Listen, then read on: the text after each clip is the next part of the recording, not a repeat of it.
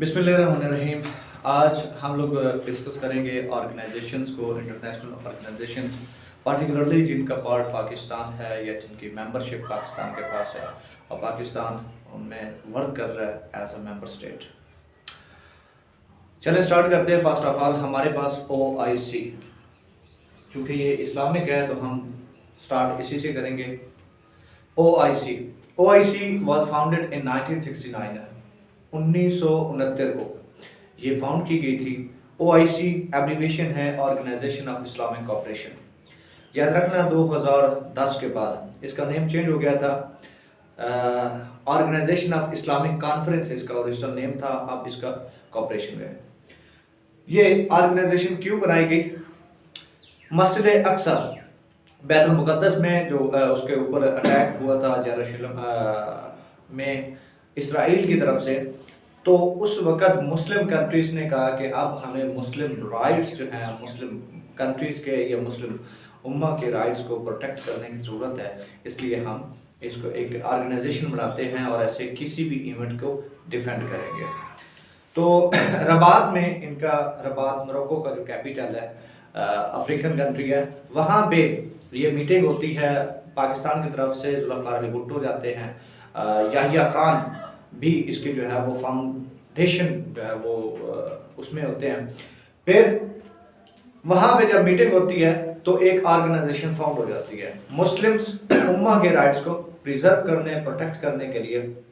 पाकिस्तान के अंदर पहला जो सेशन इसका हुआ है OIC का 1974 में 20 फ़रवरी से 22 फ़रवरी तक 3 दिन तक सेशन रहा। उसकी भी एक रीज़न मैं आपको बताता चलूँ कि बांग्लादेश रिसेंटली जो है वो हमसे अलहदा हुआ था 1971 के अंदर, तो पाकिस्तान ने उसे एक्सेप्ट नहीं किया था अभी तक।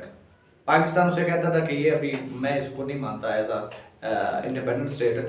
तो OIC का इजलास सिर्फ इसी पर्पज़ के लिए पाकिस्तान में रखा गया कि वहाँ पे पाकिस्तान बांग्लादेश को एक्सेप्ट करे। तो इस मीटिंग, इस सेशन के बाद पाकिस्तान ने उसे एक्सेप्ट कर दिया था। OIC टोटल इसके 57 कंट्रीज़ हैं, और ये भी याद रहे कि पूरी दुनिया के अंदर मुस्लिम कंट्रीज़ हैं उनकी तादाद भी 57 है, यानी 57 कंट्रीज सारे के सारे इसके मेंबर्स हैं। इस वक्त इसका हेडक्वार्टर जद्दा के अंदर है, जो कि सऊदी अरेबिया का एक सिटी है। ये है OIC का लिमिटेड इंट्रोडक्शन। फिर उसके बाद है ECO, इकोनॉमिक कोऑपरेशन ऑर्गेनाइजेशन। ये अगर थोड़ा सा और हिस्ट्री में चलें तो हमारे पास RCD regional cooperation for development, ये एक ऑर्गेनाइजेशन बनाई गई थी ईरान और पाकिस्तान की तरफ से, जिसके बाद में मेंबर तुर्की भी बन गया। यानी 3 मेंबर से टोटल इस ऑर्गेनाइजेशन के 1964 के अंदर ये ऑर्गेनाइजेशन बनाई गई थी, और ये रीजनल कोऑपरेशन के लिए तीनों कंट्रीज के दरमियान। लेकिन 1978 और 1979 के करीब जाके ये ऑर्गेनाइजेशन खत्म हो जाती है, फाल नहीं रहती, बंद कर देते, क्लोज हो जाती है। फिर इसी का नेम चेंज होता है 1985 के अंदर। यहाँ पे ECO इसको रख दिया जाता है 1985। 1985 में नाम इसका चेंज कर दिया जाता है। इस वक्त इसके टोटल 10 मेंबर्स हैं, और एक जो इसका हेडक्वार्टर है वो तेहरान के अंदर है, जो कि ईरान का कैपिटल है। ये ऑर्गेनाइजेशन भी रीजनल कोऑपरेशन के लिए बनाई गई है। इसमें अजरबैजान भी हैं, अफगानिस्तान भी हैं, बाकी कंट्रीज भी इसके अंदर है। जो सेंट्रल एशियन कंट्रीज है, मुस्लिम पार्टिकुलरली, वही कंट्रीज इसके मेंबर्स हैं। 10 मेंबर्स हैं टोटल। फिर आते हैं सार्क की तरफ। SAARC South Asian Association for Regional Cooperation, ये एक ऑर्गेनाइजेशन है जो कि साउथ एशियन कंट्रीज के लिए बनाई गई है।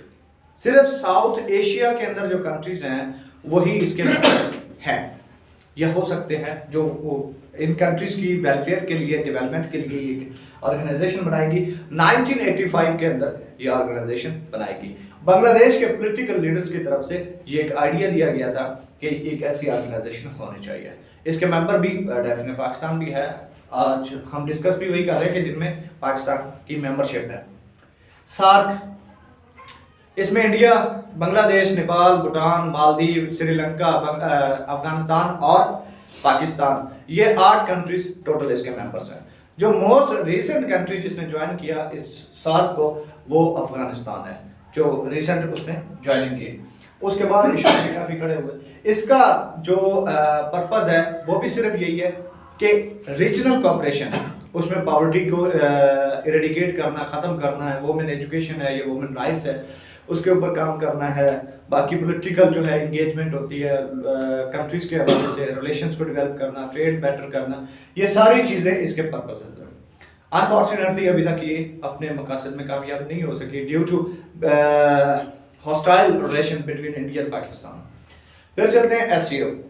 सॉरी, इसका मैं बताता चलूँ कि हेडक्वार्टर काठमांडू में है, नेपाल का सिटी है, काठमांडू के अंदर इसका हेडक्वार्टर है। SCO Shanghai Cooperation Organisation, SCO 1996 के अंदर है, शंघाई 5 के नेम से, यानी 5 कंट्रीज उसके मेंबर थे शंघाई 5 के नेम से। रशिया, चाइना, ये 2 आउटसाइडर थे, मतलब कि एक साइड पे देखें, अगर इसको याद करना, मेमोराइज करना है तो रशिया और चाइना को साइड पे कर लें। उसके बाद किर्गिस्तान है, कजाकिस्तान है और उज़्बेकिस्तान है। ये कंट्रीज मतलब कि जो सेंट्रल एशियन कंट्रीज, स्थान सारे इसके अंदर है।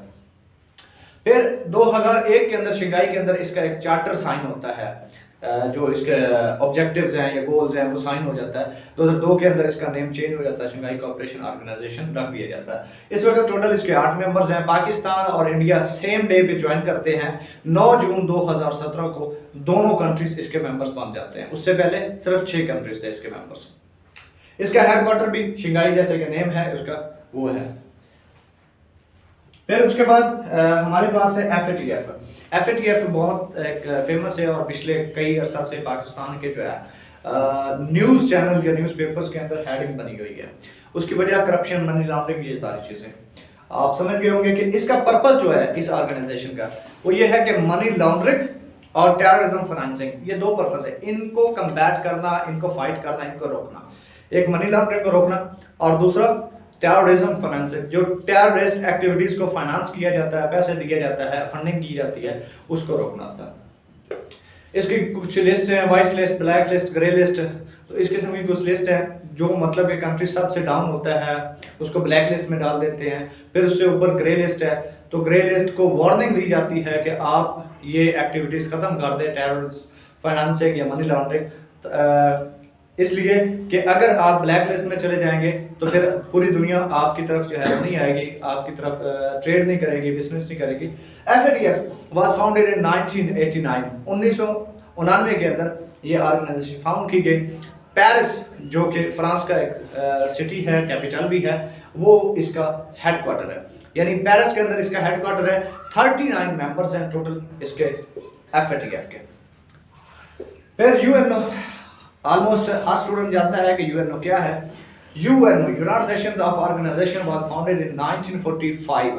24 अक्टूबर 1945 को ये ऑर्गेनाइजेशन फाउंड की जाती है। हेडक्वार्टर इसका न्यूयॉर्क है। इस वक्त टोटल मेंबर्स इसके 193 कंट्रीज हैं और 2 ऑब्जर्वर स्टेट्स हैं। ऑब्जर्वर स्टेट्स मींस के उनको जो है मेंबरशिप अभी नहीं मिली, उनको जो है वो ऑब्जर्व कर रही है UNO की, इसको मेंबरशिप देनी है कि नहीं देनी वो बाद में देखा जाएगा। इसके ऑर्गन्स भी हैं, वो इंशाल्लाह बाद में हम डिस्कस करेंगे।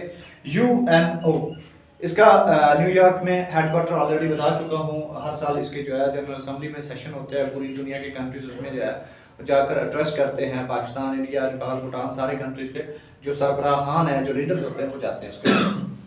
IMF, हाँ एक और चीज़ बताना चलो कि UNO को पाकिस्तान ने, जैसे ही पाकिस्तान जो है वो आज़ाद होता है, पाकिस्तान इसको मेंबरशिप के लिए अप्लाई कर देता है, ज्वाइन कर देता है। IMF, इंटरनेशनल मॉनेटरी फंड, ये और वर्ल्ड बैंक, ये 2 चीज़ें दोनों सेम डे और सेम जो है एक एग्रीमेंट के तहत बनी। ब्रिटेन वुड्स, ये याद रखना क्योंकि राइटिंग के लिए हमेशा ये यूज़ किया जाता है ये वर्ड। ब्रिटेन वुड्स एक एग्रीमेंट होता है 1944 के अंदर, जिसके तहत 2 इकोनॉमिक ऑर्गेनाइजेशन, जो फाइनेंशियल ऑर्गेनाइजेशन है, वो बनाई जाती हैं। IMF फंडिंग, जैसे फंड F है तो फंडिंग देने के लिए होता है, लोन देने के लिए होता है, कर्जा जात जो कंट्रीज पुअर होते हैं या जिनको ज़रूरत होती है उनको फंड देता है, कर्जा देता है, फिर वापस लेता है उनसे। IMF के इस वक्त मेंबर 189 कंट्रीज हैं और हेडक्वार्टर इसका वाशिंगटन DC USA के अंदर है।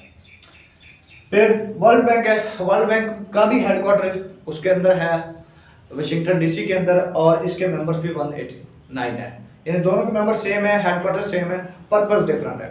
ये वर्ल्ड बैंक जो है रिलीफ देता है एड देता है, सपोर्ट करता है कंट्रीज को, ताकि वो पॉवर्टी से बाहर निकलें, एजुकेशन को डेवलप करेंगे। कोई भी फंड्स होते हैं, ये रिटर्न लोन भी किसी हद तक होता है, लेकिन रिटर्न लेने वाली इसके अंदर कोई चीज़ नहीं है कि पैसा वापस आ जाए। ये वो एक कहते हैं ना फीस बिल्ला, कंट्रीज को देता है ताकि कंट्रीज ऊपर आ जाए, लेकिन ये लोन देता है, ये पैसा वैसे दे देता है, फंड एड वगैरह मदद कर देता है कंट्रीज की, लाइक कहीं पे जलसा आ गया, कहीं पे सैलाब आ गया तो वहां पे कुछ दे दिया, लेकिन ये पैसे वापस लेता है। ये आज की ऑर्गेनाइजेशन है। इंशाल्लाह नेक्स्ट लेक्चर के अंदर हम लोग बाकी ऑर्गेनाइजेशंस को भी डिस्कस करेंगे।